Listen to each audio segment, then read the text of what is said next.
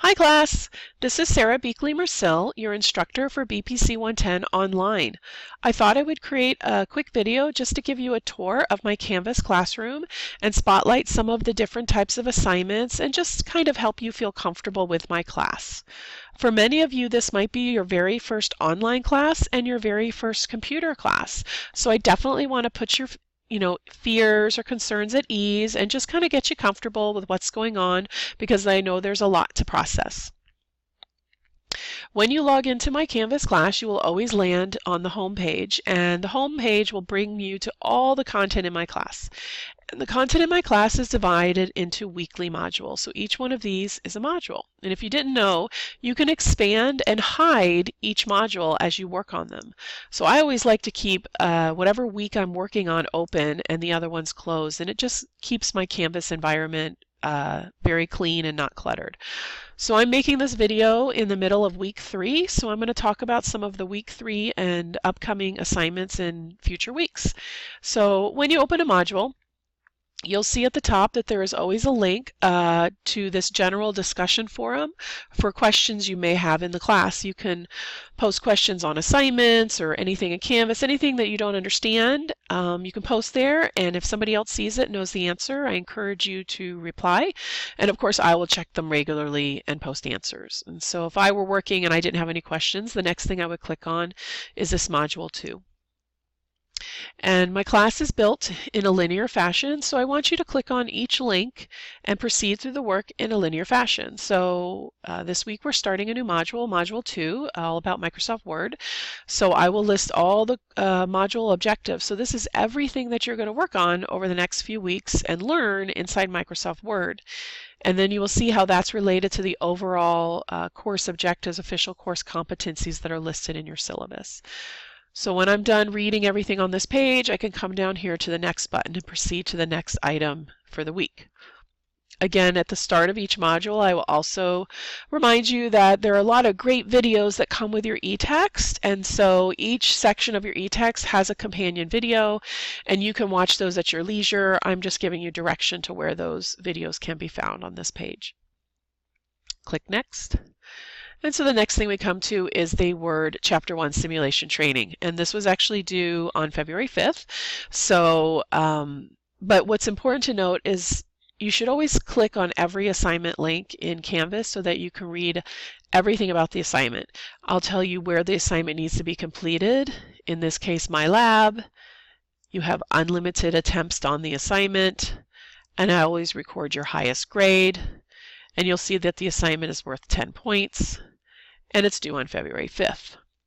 If you don't know how simulation works, or if you don't know how any of the assignments work, you will see that I have helpful videos inside every assignment link so that you can kind of self-serve to help yourself to find the help that you might need. So for example, if you're a Mac user and you're completing this assignment on a Mac, there's actually a virtual keyboard inside the simulation, which anyone can use, PC or Mac, so that you can emulate that PC keyboard if you don't have the keys on the Mac.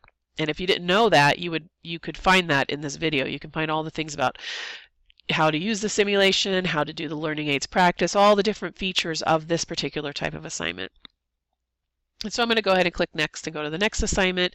And that's how I'd want you to work through the course, is just work through each assignment in the order it's listed.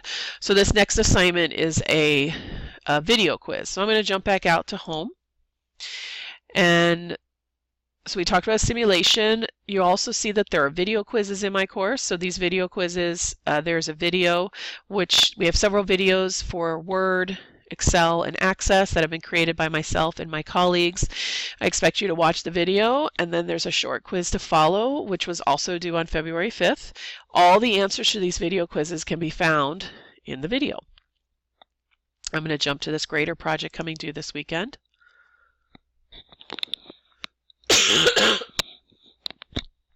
Excuse me. In this grader project, this is another My Lab assignment. You'll see here it's due in My Lab, and you have 2 chances. I also provide any helpful hints for projects, corrections, even pages in your textbook that might be helpful to completing the assignment. So you definitely want to always look at this assignment, read the instructions in Canvas before you start working on it. So you'll see for this grader project, if you don't feel comfortable enough completing it, I've actually given you some additional tutorials in your textbook that you could practice. You're not required to turn these in. If you just say wanted more help with tab stops and maybe inserting pictures, you could work through those tutorials on your own to gain more confidence and practice before attempting the grader. So you definitely want to check those out and work on them at your own pace so that you feel really confident when you complete that grader project. Let's go to next. And so here's another type of assignment. This is another project that comes from your textbook. This one, I've actually provided instructions, a starter file, and I've even given you a solution file. Some assignments I do give you what the end point should look like to help guide you. You'll see that this assignment is actually due in Canvas. I know because I have this big blue submit button up here. To point out again, I'll always give you the due date, how many points it's worth, the file types I will accept. And as a reminder, in all my classes, homework's always due at midnight, and I don't accept late work. But I do give a 3-hour extension past the due date, just a little bit of a buffer. You know, we all work late, things happen, life, and just having that little extra buffer sometimes helps. Hopefully, you are not completing your homework at midnight and turning it in at 3 a.m. That would not be a good idea for my class or any class. Whenever I give you a due date, I don't expect you to complete it on that date. My expectation is that you are actually working on the homework before the due date so that you can reach out to me and ask questions and get help. If you email me questions on Saturday at 10 o'clock at night, I'm pretty guaranteed I'm already asleep. So you're not going to get the help that you need. So definitely don't want to wait to the last minute. For any assignments that you turn in through Canvas, those will be graded in Canvas, and you'll always see that there is an attached grading rubric. So you definitely want to look for this grading rubric and make sure that you're hitting all the points. The grading rubrics are actually a nice little tool to help you complete the project. So even though you have instructions, you also want to check out the grading rubric and make sure that you don't miss any key points. Also, if you weren't aware, whenever you're inside Canvas and there's a link, if you see this little preview icon, if you click it, what's really cool about it is it will show you a preview of whether it's a PDF file or a PowerPoint or a Word document. You can actually read it right here in the browser. So it's just a nice little handy, easy tool if you don't want to print something out. I'm going to go ahead and click minimize. But if you want to print it out, you can just click the link and it would download a copy of it here, and you could open it, print it out, and use it for later. All right, let's go back to home. So we talked about simulations, video quizzes, grader projects, discussion questions. Because you're in an online class, discussion questions are part of your grade. You'll see that this discussion question 1 is due at the end of week 3. You'll always find the link for the discussion question in the week it's due, but I will always give you a prompt in the previous week. So you'll see here's an activity start where I want you to start working on that discussion question so that you don't lose points for participation. So if we jump ahead to next week, you'll see here's another activity start. Here's your next discussion question about cybersecurity. And you'll see there's other kinds of projects. So as you work through the course, you'll see there's all different kinds of projects. If I even jump down to week 5, the last type of project or assignment is a quiz. I'm going to go ahead and click on this quiz. This is a quiz inside my lab. There is one module quiz at the end of every module.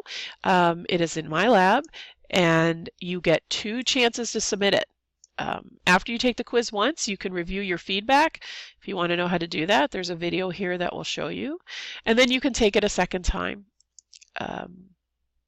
You'll definitely want to print out your quizzes, and you can learn how to print them by watching this video. That is how you will build your study guide for the final exam.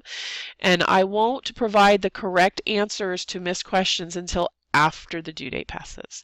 So if you want to wait to print it on February 20th, that would be good. And then if there's still questions you missed after your second attempt, you'll get those correct answers. Go ahead and click home. You always want to access my lab. Let's close these up, keep our Canvas environment neat. You always want to access My Lab using the My Lab and Mastering button by clicking here, and then you'll go ahead and click the yellow button. This will actually launch you straight into My Lab, so you don't have to log in, and it'll land you in my course, and you'll be ready to rock and roll. When you open My Lab, it will always land on the assignment calendar on whatever day you're on. And then the final area I wanted to spotlight are the announcements. Announcements are very important in my courses. It's how I speak to my students on a regular basis. I post all kinds of announcements. You'll see this last week several posted, including the service learning project that's coming up, information about the discussion boards, more about videos and PowerPoint. So this is definitely an important area of my course. Don't ignore it.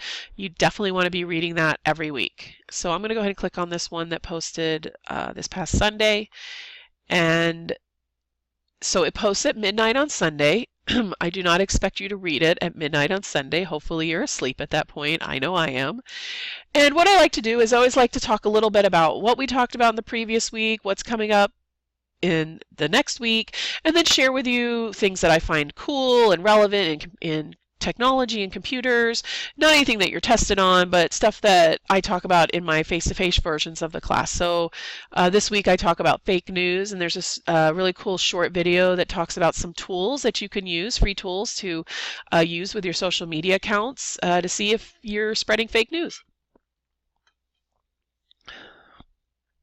I also talk about Artie Has Heart this week. So if you've been reading through the course materials, you know that 5% of your total grade is based on a PowerPoint project you will do. And it's about service learning. And so I like students to attend our service learning event. You're not required to attend it, but I really would encourage you to attend it. It's a great event, and we always have a lot of fun. If you can't attend it, no worries. There is an alternate project that is still centered around service learning, and so you're not going to miss out on anything. It's totally up to you, and you can check more about it in this video as well as the other announcement I posted. I also talk about discussion questions and time management. Here's links to all those helpful videos I was talking about. And then I do a shout out to my Mac users. So shout out to Mac users. If you're listening, I've talked to several of you through email. Just want to remind everyone that as a Mac user that yes, you can take my course using a Mac, but it is more challenging. I have had students in the past say, it's not that big of a deal. And I've had other students say it was really challenging. Excuse me. If you're going to use a Mac, you have to understand that Microsoft Office is created for a PC. So the Mac versions don't have all the tools in the same places. 99% of the tools are in the software. You just have to hunt them down. You just need to, Google is your friend, and you can search Google to see where the tools are located. If you can also ask me, I've answered the same questions numerous times, so a lot of times I can direct students. And if things are different when you're turning in an assignment, especially if it's in Canvas, you can give me a comment in the grade when you turn in your assignment that says, hey Sarah, I'm on a Mac, I didn't have this font, or I didn't have this theme, and I'll take that into account for grading. I'm not going to hold it against you, and I do my best to make sure that it's equal for everybody. No matter what, though, when you get to Module 4 of the class where we cover Microsoft Access, there is no you cannot use Access on the Mac. You have to use a PC. So I encourage you to come to the CIS tutoring lab on campus or find a PC that has Access. And you definitely want to make sure you're doing that sooner rather than later. And this goes for everybody in the class. Just because you're taking my class online does not mean you can't come and get in-person help. I am available for help 5 days a week, except for obviously this week where I've been out sick. But you can come into the lab and get help. Bring your Mac, bring your PC, or just use our own computers on campus and do your work there. And then going on with the rest of the announcement at the bottom, you'll always see a summary of everything you should be working on and then what's coming due. And again, this is just a summary of everything you find in the weekly module. I'm going to scroll back up.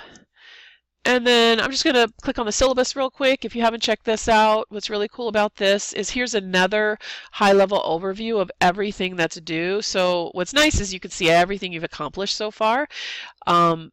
Just be aware that this list continues to grow as I open more work. So you're not seeing the full list, you're only seeing what's available to you, what I've made available at this time. Going back to home. So hopefully that gave you an overview of the course. You got to hear my voice and know that I'm a real person and I'm very laid back and very approachable. So hopefully I've put you a little bit at ease with the course. And if you have any questions, please don't hesitate to reach out to me. I'm super excited to get to know all of you and work with you over the course of the semester. And maybe you'll even stop by and I'll see you in person before we meet up for the midterm exam in about a month or so. So thank you for listening, and I'll talk to you soon.